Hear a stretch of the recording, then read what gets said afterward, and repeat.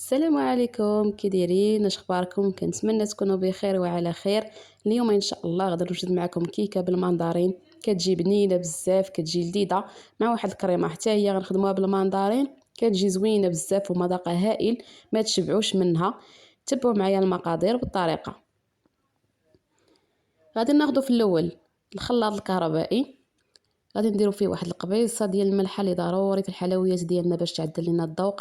غادي نضيفو واحد 3 ديال البيضات درجه حراره المطبخ، وغادي نضيف 3 الحبات ديال المندرين يكونوا مغسولين مزيان، كل حجم متوسط، يكونوا مغسولين مزيان ومحيدين منهم هذوك البذور وكاع دوك الخيوط البيضين اللي كيكونوا، نحيدهم كاملين نقيوهم مزيان. غادي نضيف واحد كاس الا ربع من السكر سنيده مع كاس الا ربع من الزيت، وغادا نضيف واحد يوغورت ديال الفاني اولا الموز. عندي هنايا انا متوفر عندي بنكهه الموز، الا كان متوفر عندكم بنكهه الفانيلا استعملوه. كيجي زوين بزاف. غادي نفرغ اليوغورت ديالنا وغادي نضيف واحد الكيس من سكر فانيلا.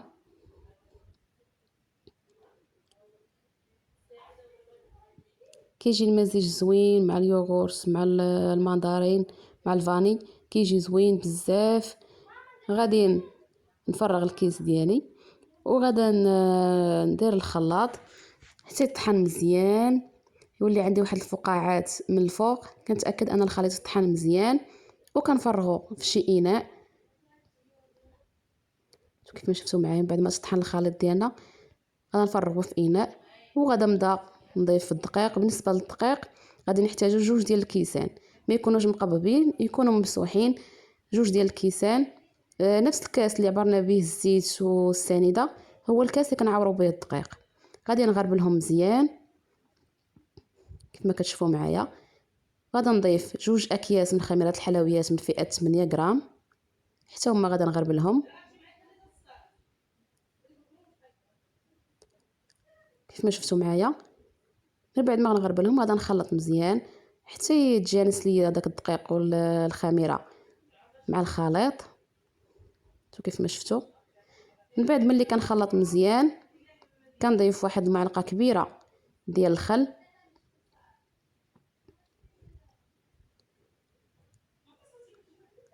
غنضيف معلقه كبيره ديال الخل.